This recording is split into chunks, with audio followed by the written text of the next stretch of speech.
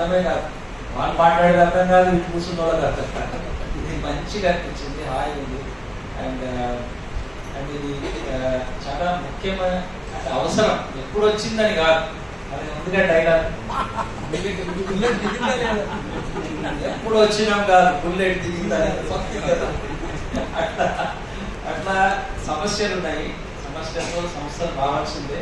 ప్రజాస్వామ్యం విశ్వించుకుంటున్నప్పుడు ఇంకా ఎక్కువ సంస్థలు రావాలి, మాట్లాడేటోళ్ళు రావాలి, చర్చ చేసేటోళ్ళు రావాలి, ప్రజలను సమీకరించేటోళ్ళు రావాలి, ప్రజలను కెపాసిటీ బిల్డ్ చేసేటోళ్ళు రావాలి. వాళ్ళకి కెపాసిటీ మన అన్న చెప్పినట్టుగా కొంచెం ఎట్లా ముందుకు తీసుకెళ్తాం అనేది చాలా ముఖ్యం.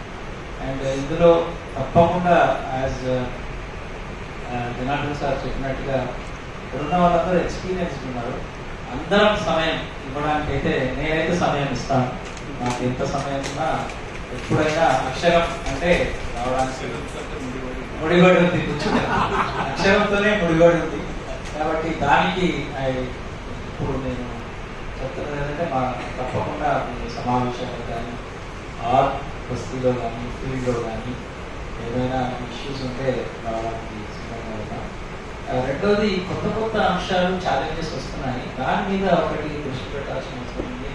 పాతది అక్షరము నేర్పాలి అనేది ఒకటైతే, నేర్చిన వాళ్ళు ఇప్పుడు డిజిటల్ యుగంలో పిల్లలు స్క్రీన్ టైమ్, స్మార్ట్ ఫోన్ అని ఏం చూస్తుంటారు, అదో పెద్ద చర్చ అవుతుంది.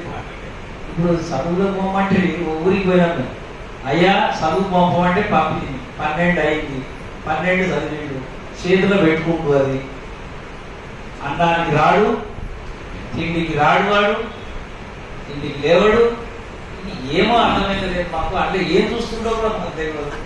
So it's a very big challenges మన మధ్యన వస్తున్నాయి పిల్లల నుంచి. సో వాటిని అర్థం చేసుకోవడము, ముఖ్యంగా పిల్లల్ని అర్థం చేసుకోవడం, ముఖ్యంగా అటెన్షన్స్ 10 నుంచి 19 ఏళ్ళ పిల్లల్ని ఎట్లా డీల్ చేయాలో మనకు తెలియదు, సమాజానికి తెలియదు, పెద్దలకు తెలియదు. పెద్దలకు తెలియదు అనేది వాళ్ళకు తెలుసు, పిల్లలకు తెలుసు. కాబట్టి ఈ విషయాలు చాలా ఛాలెంజ్, కొత్త కొత్త ఛాలెంజెస్. ఇలాంటి అభివృద్ధి మోడల్ నమూనా ఆ మధ్య నేను ఒక ఆర్టికల్ రాసిన, ఎవరి కోసం ఇది, ఎవరి కోసం ఈ అభివృద్ధి మోడల్, ప్రజల కోసమా లేకపోతే గవర్నమెంట్ కోసమా, గవర్నమెంట్ ఉన్న వాళ్ళ కోసమా అనేది దట్స్ వెరీ బిగ్ ఛాలెంజ్ అనుకోండి. బట్ ఐ థింక్ సింపుల్, చిన్నగా స్టార్ట్ చేయడం చాలా ముఖ్యం. అందరం చిన్నగా స్టార్ట్ చేసిన వాళ్ళని 2-3 ఊళ్ళతోనే మొదలు పెట్టినాం నేను కూడా, కానీ చాలా వేల గ్రామాలకు వెళ్ళడం అన్న కూడా చిన్నగా స్టార్ట్ చేస్తాం. చిన్నగా స్టార్ట్ చేయడం చాలా ముఖ్యం, అందులో నేర్చుకోవడం ముఖ్యం. And we are with you.